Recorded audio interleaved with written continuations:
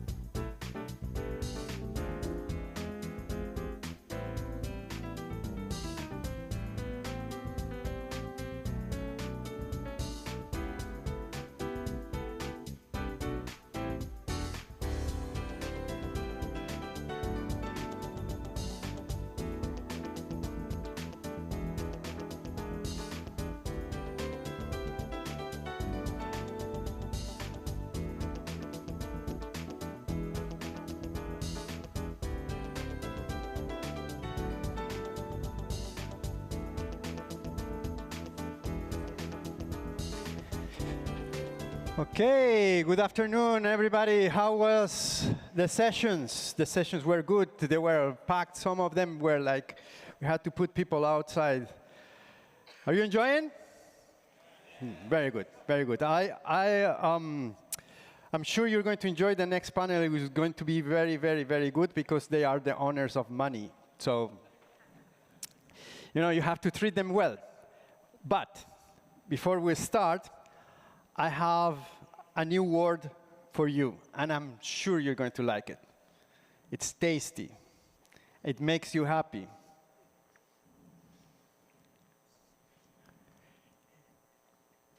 It's in all over the world, but in Japan, we say biru. Biru.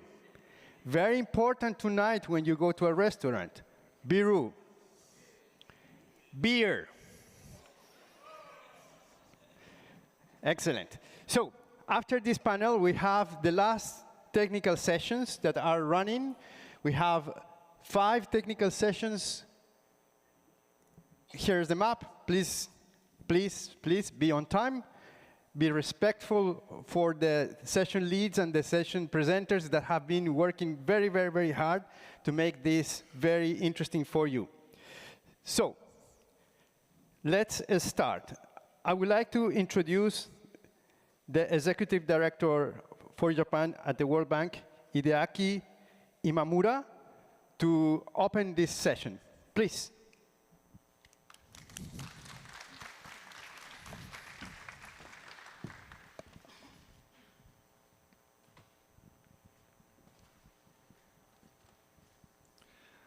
Good afternoon, good evening, good morning to all in the audience and the colleagues connected remotely. I would like to extend my hearty welcome to this session, which is to shed light on money of disaster risk management. In the past 40 years, the cost of disasters from natural hazards has been as large as $6 trillion US. On annual basis, the damages increased by 350% from $52 billion in the 1980s to $232 billion in the early 2020s. Governments around the globe now have to address the following key question. How can they secure adequate resources for disaster responses without compromising other wide-ranging development challenges, such as power, education, infrastructure, health, and you name it. This is particularly important and challenging for fiscal authorities, most of which are subject to limited fiscal spaces and increasing debt burden.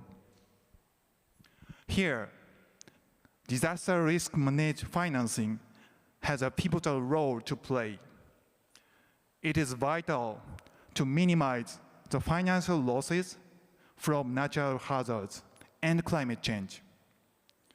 Disaster financing strategies are to encourage risk-based decision-making for financial protection instruments and more reliable systems for responding to and recovering from climate and disaster shocks. The World Bank Group has been a front runner in supporting client countries to strive in this regard.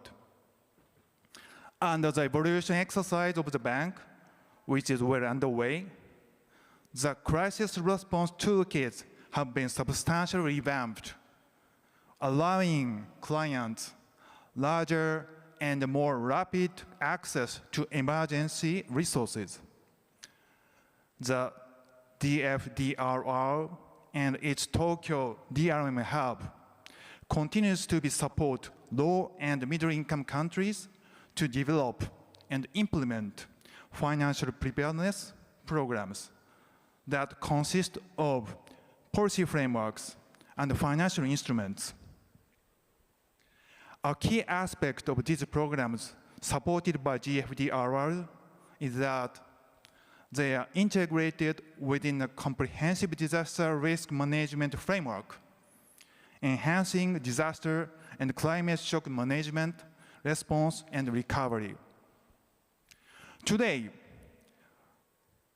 we are delighted to have distinguished panelists from finance ministries representing Grenada, the Philippines, and the Republic of the Marshall Islands, who have been on this journey of developing financial resilience through their respective work. I look forward to very useful insight from our panel's wide-ranging experiences today. These will highlight what is currently working, where we can do better, where the gaps are, and emerging aspects such as engaging the private sector for resilience in the context of disaster risk financing for financial resilience. With this, I would like to hand the mic to Sumati to start our discussion. Thank you very much.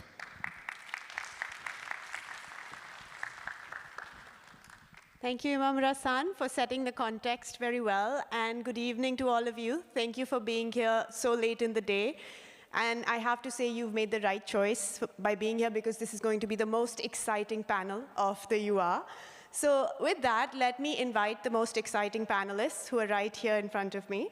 I'm going to ask Ms. Shevin Britton, who is the Deputy Permanent Secretary from Grenada, Mr. Abdel Jalil from Morocco, who's the head of Social Welfare and Insurance Division in the Ministry of Finance in Morocco, Ms. Donalyn, or Ms. Donna, as she likes to be called, Finance Secretary of the Philippines, and Ms. Malie, who's the Assistant Secretary of the Republic of Marshall Islands.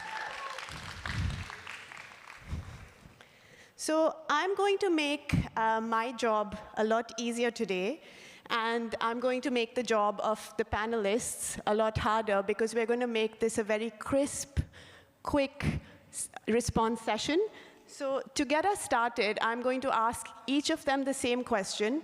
So that's very easy for me, and they're going to have to answer in 3 minutes a very, very pertinent question. So starting with Grenada, I want to ask you to talk about what's your country's financial resilience journey, and also basically what are some of the, now that you've got a mic, I can go back because I was going to hand it to you. So what are your country's, what's been your country's financial resilience journey? Please highlight some key reforms, some key instruments that you've put in place, and then we're going to go from west to east. So we're going to start with Grenada, go to Morocco, go to the Philippines, and go to the Marshall Islands. All right, thank you, and good afternoon, everyone. So I'll start from the beginning in terms of where we were, and I'll speak to where we are now. So in Grenada, Grenada is a small island in the Caribbean, for those who don't know. In 2004, we experienced a Category 4 hurricane, Hurricane Ivan, that was quite devastating for Grenada. The damage was estimated at around 200% of GDP. 90% of housing stock was damaged in one form or another. At that time, previously, the last major storm we had was probably 1955. So growing up, there was this saying that God was a Grenadian because we never had any storms. Little did we know that God probably changed residents in 2004. So with that mentality, you would understand, and also Grenada is traditionally under the hurricane belt. You would understand that government didn't necessarily prioritize financial protection instruments for this sort of events. So the recovery was largely financed through budget reallocations where there was space to do so, and a lot of grant financing and aid that was provided by friendly countries. So that's how we were able to recover from that particular disaster. 20 years on, after being sufficiently traumatized by that experience, We have several layers of protection currently. It's 3 layers, well, it's 4 if you count the budget reallocation, which is the first layer. But we have, first we maintain a contingency fund, which is essentially a savings account that is financed through receipts from our Citizenship by Investment program. It is legislated that 10% of those receipts that come to government will go to that savings account that is held with the central bank. And there are rules as to our ability to access those funds. So you have to have a disaster, or it could be used for debt reduction as well. Above that, we have a facility with the World Bank, actually. I'll get the name right. Disaster Risk Management Development Policy Credit with Deferred Drawdown for Catastrophic Risk, the CADDDO. I know the short name, I was just trying to get the long name. So we have that facility, $20 million US dollars available to us. We've had that since 2020, and I think Grenada was the first island in the Caribbean to have that facility. And this is our second cycle. We'll probably renew for a third cycle as well and increase our coverage. Above that, we have insurance with CRIF, which is the Caribbean Catastrophic Risk Insurance Facility. We have several policies. The 3 main ones we have for tropical cyclone, of course. We have for excess rainfall events and also for earthquakes. How did we get here? How were we able to do this?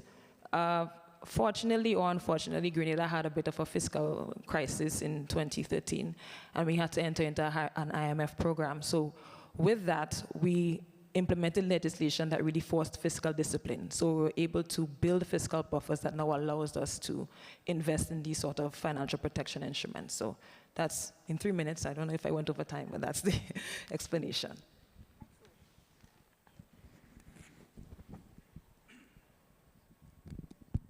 Oh, hi everyone. So in Morocco, we don't speak English, we speak French. Well, we try to speak English. So we had consciousness on that there is solutions for disaster risks 20 years ago, just after the earthquake that hit Al Hussein, north of Morocco, in 2004. And we worked on disaster risk finance and disaster risk management, but separately. Now we have a national strategy, integrated national strategy on disaster risk management, and inside there is an axle of finance. And we have a strategy on risk finance. We set in 2020 by law 110/14 a DRF system with 2 schemes, an insurance scheme for people insured and for businesses, and solidarity scheme, led by Solidarity Fund. We had to work on risk modeling and risk assessment, vulnerability curves. The DRF system covers 4 main risks: earthquake, flood, flash floods, and fourth one, tsunamis, yeah, and the man-made catastrophes like terrorism. And we have another system in parallel, is the draft insurance for cereals. What else? Parallelly, we have 2 other strategies to reinforce or to strengthen our resilience. Is social protection.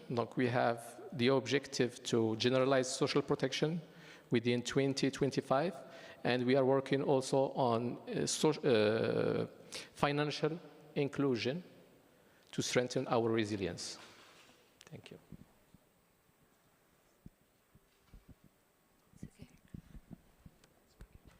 So good afternoon, everyone.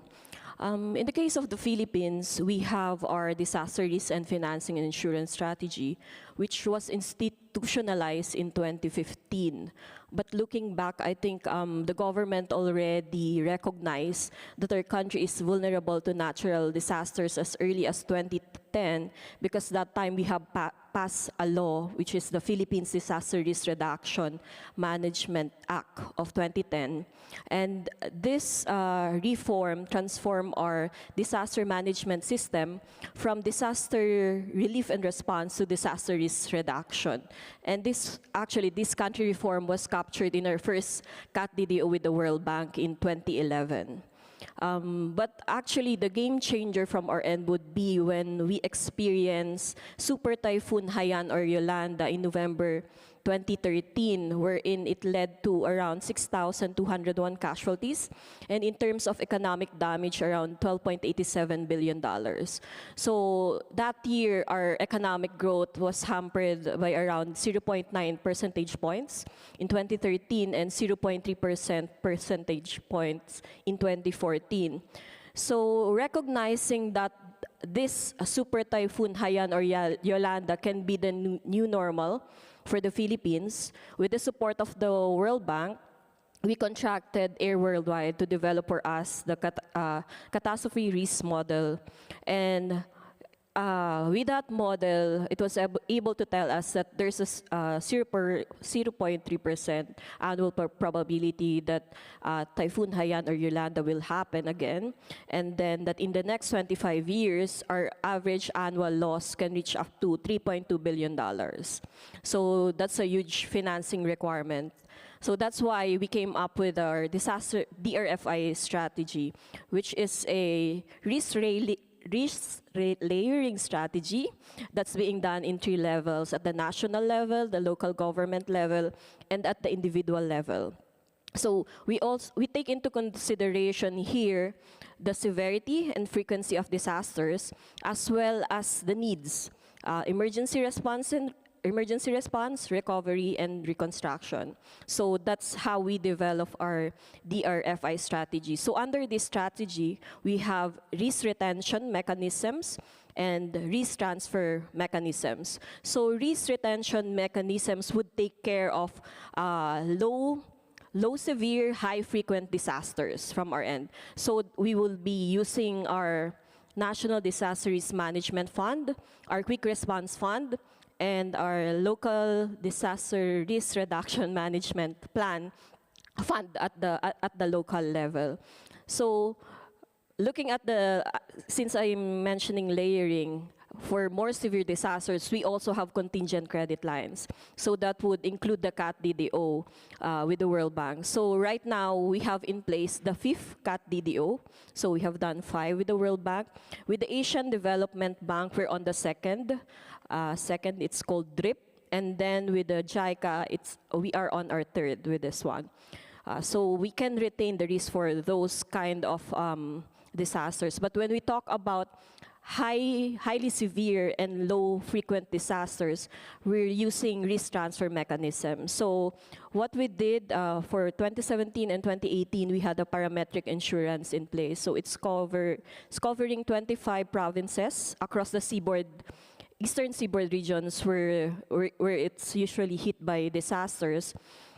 And we also have the catastrophe bonds, which we did in 2021. So both are used for emergency responses. Thank you. Yokwe, everyone. So to give a bit of context on Marshall Islands, the Marshall Islands territory is 97.8% water and 2.2% land. That's the largest proportion of water to land in any sovereign state. The Marshall Islands is an isolated, sparsely populated, low-lying Pacific Island country, which consists of just 70 square miles of land spread over 750 square miles of the ocean. We are located just north of the equator. These characteristics alone make our country vulnerable to transnational threats, natural disasters, and the effects of climate change. As global temperature continues to climb, our country is witnessing firsthand the devastating impacts of climate change. RMI faces the looming threat of permanent inundation and wave-driven flooding that pose significant challenges to its existence. Recent studies have indicated that if the current trends continue, many of our low-lying islands may become uninhabitable before the end of the century. This underscores the urgency to invest in climate, in resilience measures. And in response to our vulnerabilities, the RMI is undertaking reform actions. We're also modernizing our legislation and disaster risk management. We've recently adopted a disaster risk management bill, which is set to replace our Emergencies Act of 1979 and the Disaster Assistance Act of 1987. This bill aims to reduce the vulnerability of our people and communities to disasters. In addition, we also have the National Adaptation Plan. This is envisioned as a dynamic and adaptable blueprint for resilience for the next 120 years. This adaptation plan aligns with our disaster risk management initiatives. It's combining both the scientific researches with the traditional indigenous knowledge.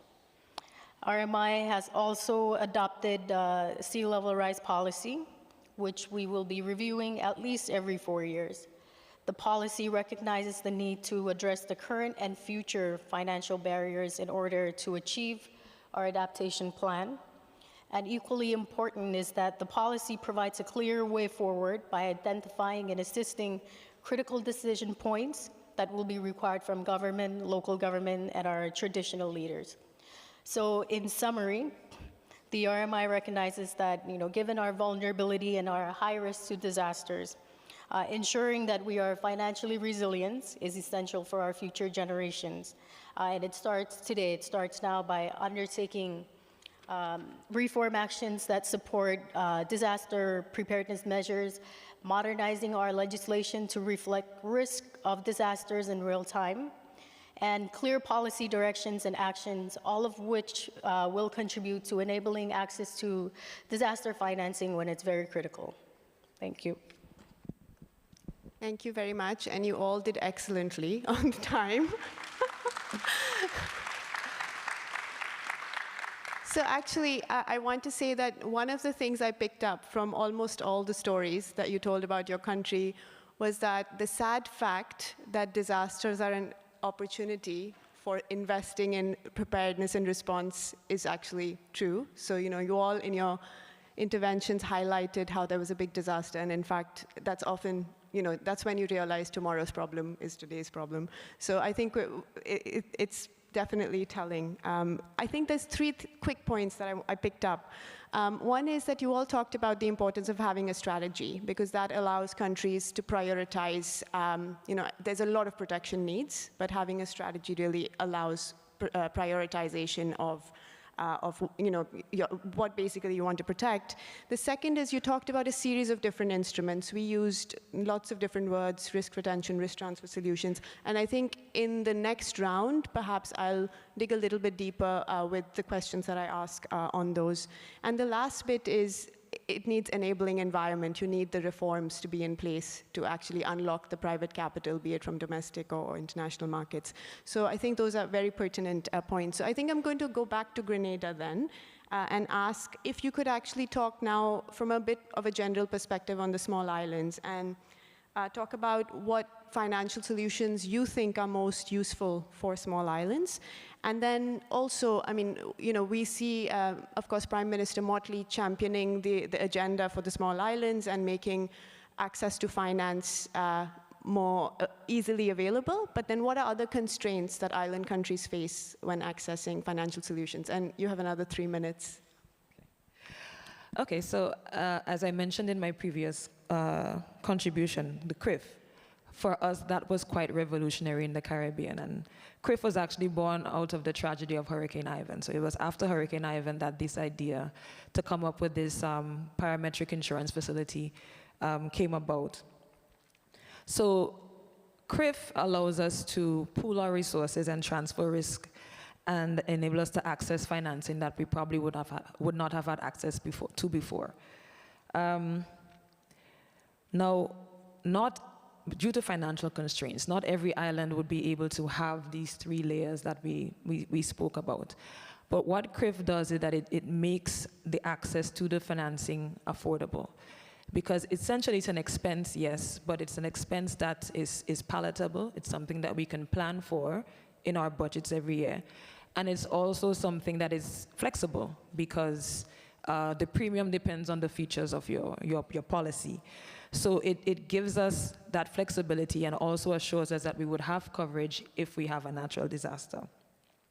So as with all small islands, we have various priorities. We have development goals that we want to achieve and so on. So you always have to justify why, if you have to save for a disaster, why save when I have to finance education, I have to finance infrastructure and so on? No. So CRIF allows us to have coverage for a small amount of money relatively. Because, for instance, Grenada renewed its CRIF policy earlier this month. We spent $1.5 million US for coverage of exceeding 57 million in total. So I mean, that's a win-win for us in case we get a disaster, which we hope we never get. We've had a policy since 2007. We've never triggered a policy. Maybe God moved back, I'm not sure. Maybe, but so far we've had a good go at it. Now, in terms of other challenges, now, as I mentioned, the fiscal space constraints that we have, we can't speak about small lines without speaking about the fiscal constraints, really, and justifying why save for later when we have priorities now. But how we can mitigate against these would be to exercise, I think, planning, better planning. That's something that we're probably deficient in the region, and also fiscal discipline. I mentioned before that Grenada went through a structural adjustment program, and it's out of that crisis that we were able to actually implement the laws and the policies that we needed to ensure that we have fiscal sustainability going forward. So access to finance is one thing, but being properly able to manage those finances and give us the space to be able to invest in those financial protection instruments is very important. So it's something that, I mean, it was successful with us, so we've been preaching it to our counterparts to be able to plan better and to legislate in some instances the fiscal responsibility that we have now. One major hindrance, I think, to our development goals is the changing in political cycles. Sometimes that really hinders our goals. So properly planning for a period of time spanning 15, 20 years is actually helping us. We're actually almost about to legislate our development goals so that whatever government comes in, we still have to ensure that we implement policies and maintain fiscal sustainability so that we meet those goals going forward. So I think that's one of the areas that we need to work on as well, that will also contribute to the access to finance that we want to get. No, fabulous. I mean, the power of regional solutions is definitely real. So you talked about CRIF, and of course now there's other regional risk pools that other regions have unlocked as well. And I think the point about institutionalization of disaster risk finance, disaster risk management within ministries of finance beyond political cycles is absolutely fundamental as well. So thank you for that. Now going to Morocco, you have a very fascinating mechanism, of course, with the Solidarity Fund that you mentioned in your response. It's obviously, it takes on the different layers of risk. So perhaps you could talk a little bit about the rationale for why it's structured the way it's structured, and then importantly, how has it been useful? I think it's triggered in the past, so what was the experience? So maybe you can share a little bit on that. Thank you. So the Solidarity Fund, one created, was protected by law. They can't spend more the funds he had. So legally he's protected, but politically it is unacceptable. So we had to have a financial strategy. First we work on risk modeling, mostly on earthquake and flood modeling, and we had average annual loss, the maximum probable loss. So we knew that the fund should have at least the annual average loss, almost $20 million. So we set up parafiscal tax. It is 1% of non-life insurance premium. So now he has every year 1% of non-life insurance premiums. So it covers the $20 million, more than $20 million. And we had the objective to cover 1 on 100 years. The maximum probable loss is 60 million, is $600 million. So we made a strategy with 3 layers, maybe as like other countries working with the World Bank. So the reserve layer for small disasters, and a CADDU for middle disasters, and risk transfer for major disasters. So we had earthquake transfer because our modeling was accepted by the market. Thanks to this contract, we had a payout last year for the earthquake of Al Haus, region of Marrakesh, of $275 million. With this money, we compensate people for the loss of houses. We had almost 60,000 houses destroyed, totally or partially. We gave an aid of $8,000 for each household, partially destroyed, and $14,000 for houses totally destroyed. So our financial strategy,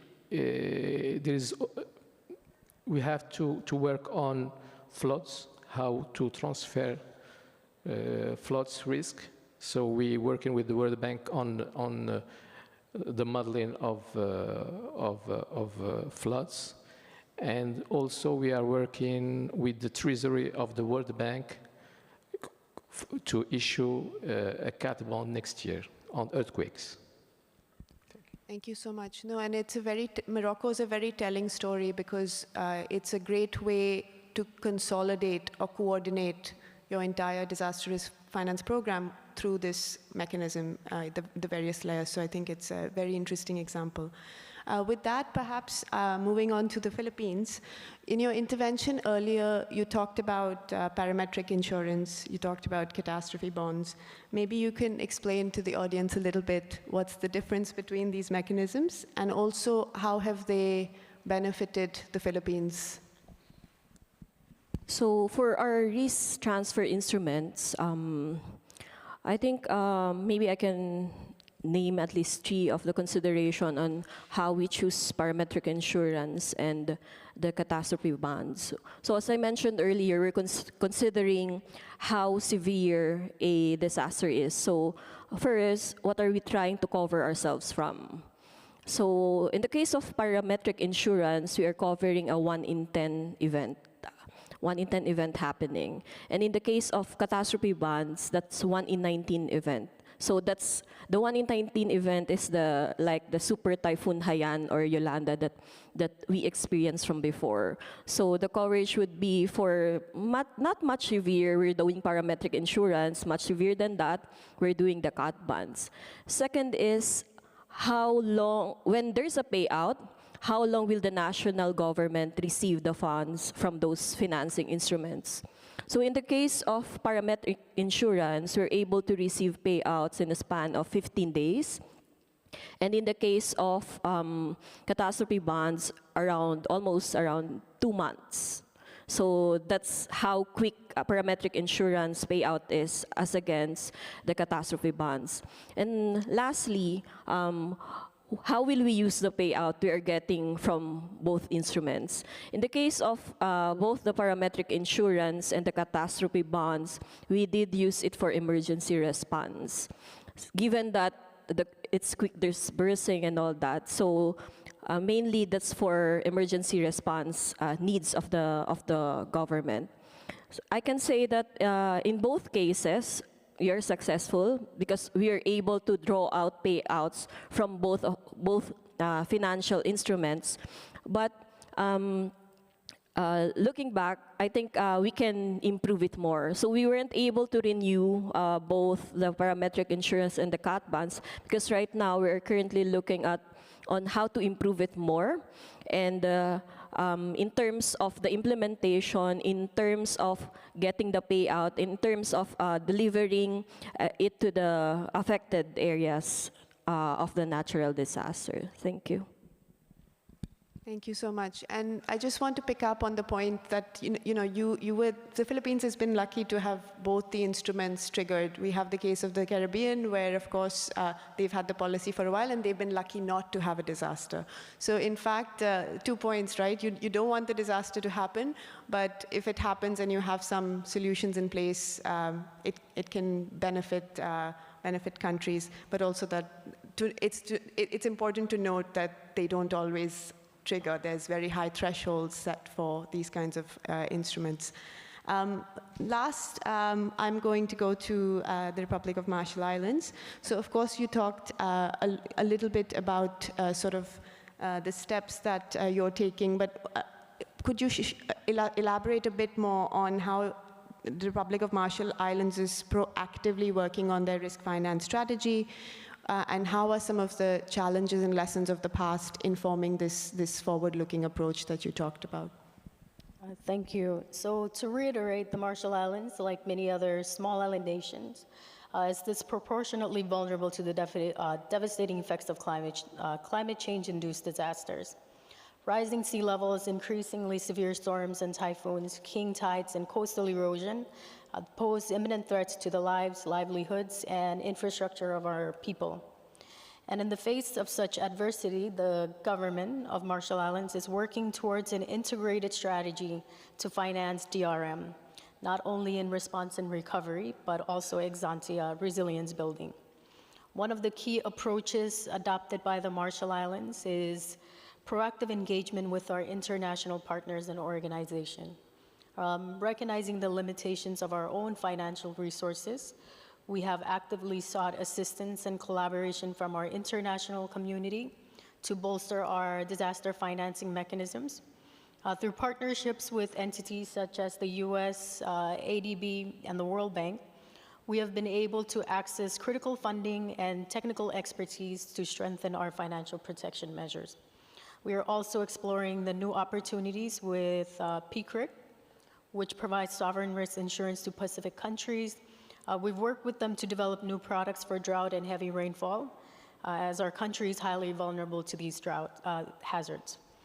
Moreover, we have implemented innovative financing mechanisms to mitigate the economic impacts of disasters and also to facilitate swift recovery.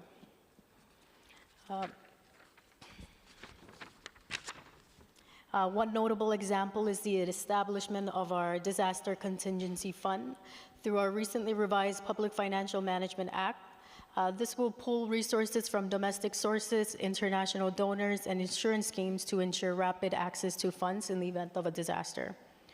We also have the access to contingent financing through our multilateral partners that help us draw down on standby funds in case of a disaster.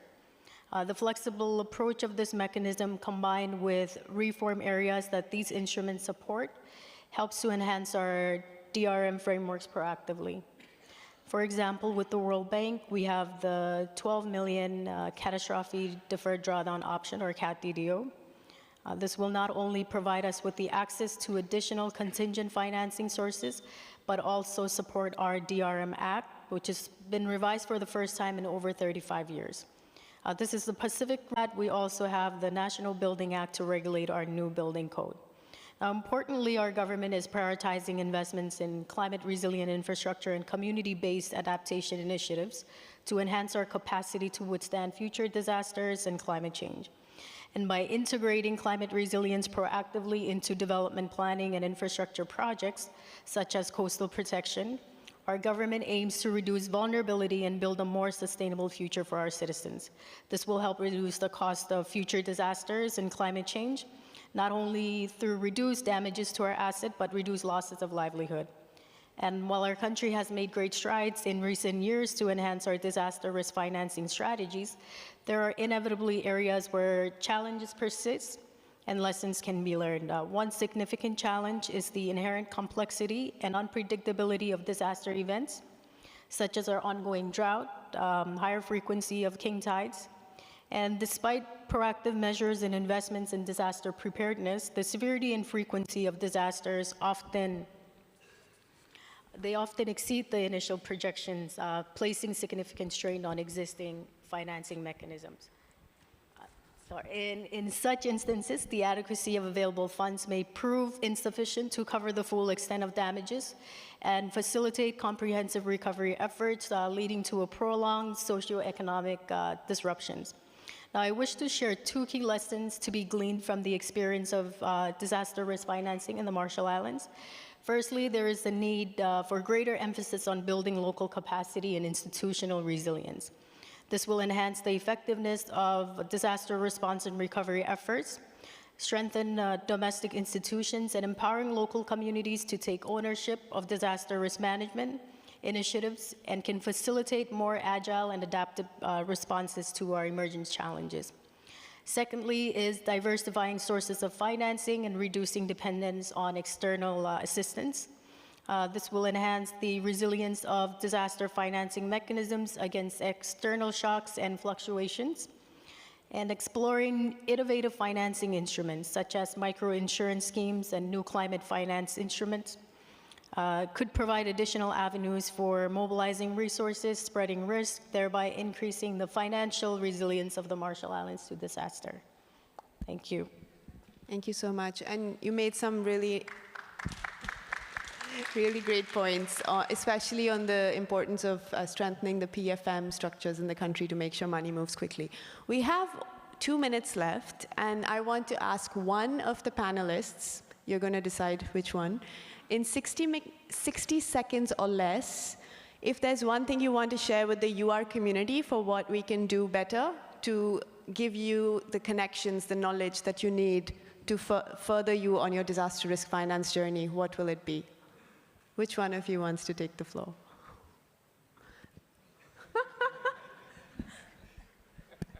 Okay, Donna, I pick you based on... I think your events like this, actually, it's a very good platform and avenue for us, not only to showcase what we are doing in our country, but also learn from other countries' experiences and best practices and challenges as well.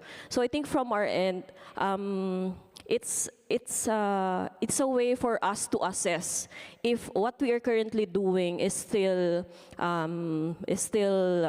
efficient, still up to date, or is it time for us again to revisit our financing instruments that we are doing so that we can develop new and more up to date financing instruments in our country. Thank you. Thank you so much. Big round of applause for the panelists. So I think we're done. I'm not going to attempt to summarize, but if I had to just leave you with three points. One, we heard from the panelists that undertaking these instruments, reforms in country, it's not easy, but it's worth it. So we should be doing it. Second is let's be friends with the private sector, because actually all these instruments like risk transfer solutions they talked about, they are leveraging private sector capacity, and public money is just not enough. And the third one is what Donna said. I couldn't say it better, but let's learn from our peers and our neighbors, because there's a lot of experience there. So thank you everyone for listening, and thank you to the panelists for an excellent session. Thank you very much, and a big applause for Sumati and the panelists. We finished on time. Thank you very much. Thank you very much for that.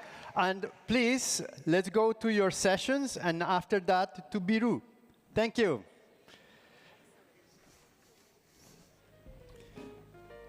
Let's